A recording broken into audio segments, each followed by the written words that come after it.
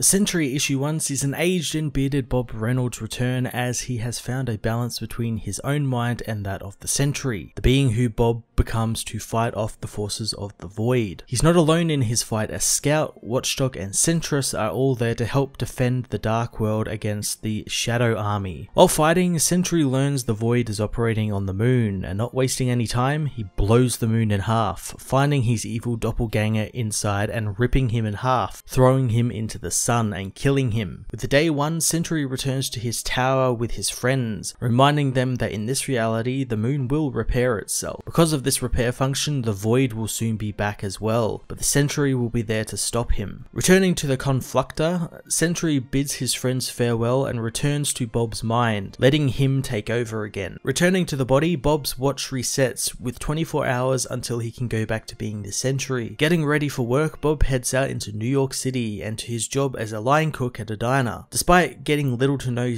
rest thanks to his time as the Sentry, Bob continues to work and then goes on break with his friend Billy, who was once the Sentry's partner Scout. They talk about what Bob did in the Sentry's world this time, and Billy really wants to help Bob again, but Bob reminds him that it's impossible since the reality he goes to is really inside of his mind and only he can access it thanks to the magic Dr. Strange put on it, so the Void could not get free and come into the real world. Billy is mad Bob is trying to protect him and he feels useless since he lost his arm on their last adventure. Bob says being the Sentry once a day allows him to be Bob Reynolds again, and it's not perfect, but it's all he has. After work, Bob heads home, but is ambushed by a group of men in a van. The men are led by Misty Knight, who says he hasn't checked in with the ACD in a week. Bob says that he's been sticking to his schedule and they know it, so why does he still need to check in? Misty says that he needs to make sure he stays that way, and she is there to support him, but her bosses seem to think that he is an imminent threat,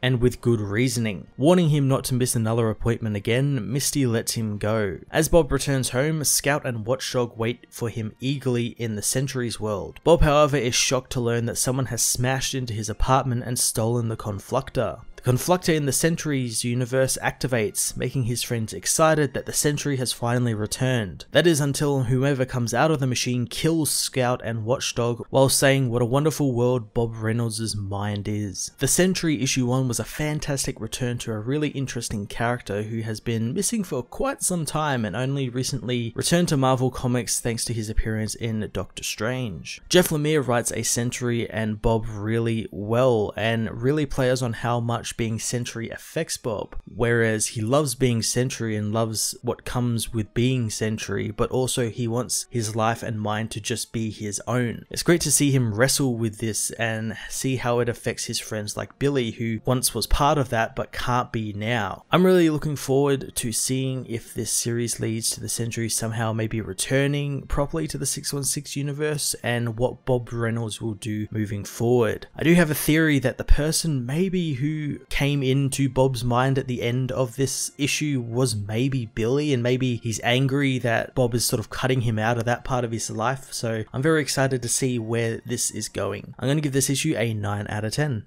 Hey everyone, thanks for watching my newest video. If you enjoyed it, you might also like to check out my other reviews here on my channel. You can also follow me on various social media platforms like Twitter by searching Matt_FOS, or even join the Comic Multiverse Discord server and chat with other comic book fans, including myself and Joel from Cape Joel. Want cheap comics and trades? Head over to the book depository with the link in the description to get the cheapest trades and comics around, along with free shipping anywhere in the world. Until next time, this has been Matt of the Fortress of Solitude. Thank you so much for watching.